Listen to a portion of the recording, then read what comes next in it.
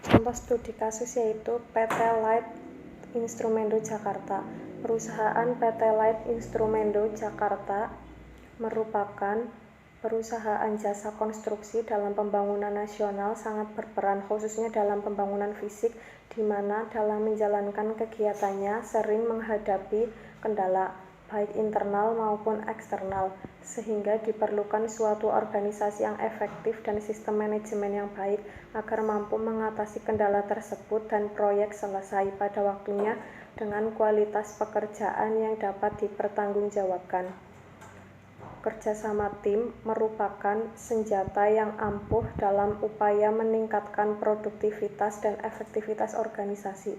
Dengan adanya pembinaan atau pengembangan tim diharapkan terjadi komunikasi, kerjasama, dan kekompakan satuan-satuan kerja dalam organisasi, sehingga satuan-satuan kerja tersebut menjadi semakin produktif dan efektif. PT Light Instrument Indo Jakarta dibentuk oleh pemimpin perusahaan dengan tujuan menyelesaikan suatu proyek berdasarkan persyaratan tertentu, di mana seluruh anggota organisasi dan pemimpinnya merupakan bagian dari sumber daya manusia perusahaan yang secara formal membentuk tim kerja yang terdiri dari anggota dengan perilaku tertentu. Perilaku anggota tim akan membentuk suatu karakteristik tim yang akan menentukan efektivitas organisasi melalui efektivitas internal tim, yaitu suatu proses yang berhubungan dengan suasana kerja dalam tim. Dengan suasana kerja yang sesuai dengan harapan, anggota tim akan meningkatkan kemampuan dalam pencapaian sasaran organisasi.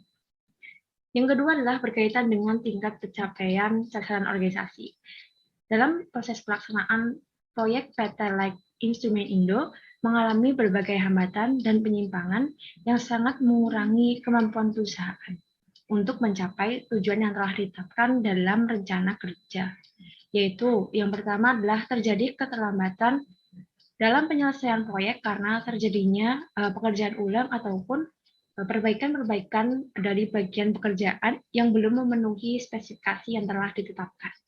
Itu misalkan pada suatu proyek itu mengalami keterlambatan akibat cuaca dan biasanya terkonsentrasi pada bagaimana sih cara kerja tim dalam penyelesaian proyek tersebut. Yang kedua adalah realisasi biaya selalu melampaui rencana biaya yang telah ditetapkan, yaitu pasti seluruh organisasi ataupun perusahaan menetapkan dulu biaya besaran biaya yang akan digunakan dan biasanya akan melampaui rencana biaya yang telah ditetapkan sebelumnya.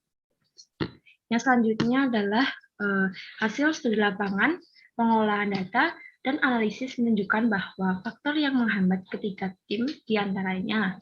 Yang pertama adalah ketidakjelasan tujuan tim. Yang kedua adalah kurangnya kerjasama antar anggota tim. Yang ketiga adalah kepemimpinan yang kurang baik. Dan yang keempat adalah kurang saling memberi informasi.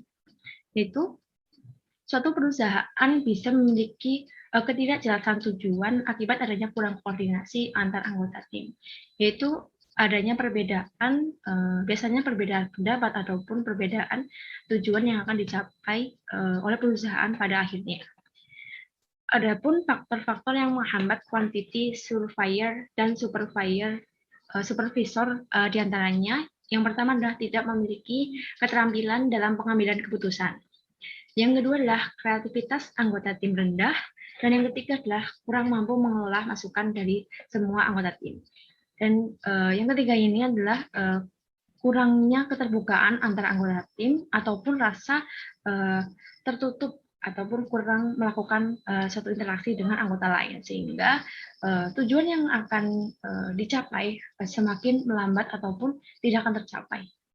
Adapun solusi yang bisa kita berikan, kelompok kita berikan, yaitu yang bertanggung jawab dalam kasus ini adalah manajer dari perusahaan untuk lebih bertindak dalam mengontrol secara terorganisir mengenai kinerja dari pekerjaan bawahan-bawahannya. Yang kesimpulannya adalah seorang manajer harus bertindak sebagai pemimpin dalam suatu proyek ataupun tujuan dari satu tim yang akan ia ambil keputusan pada akhirnya, yaitu yang nantinya suatu tim itu akan tertuju pada satu tujuan yang akan menjadi titik dari tujuan yang akan tercapai. Sekian dari saya. Terima kasih. Wassalamualaikum warahmatullahi wabarakatuh.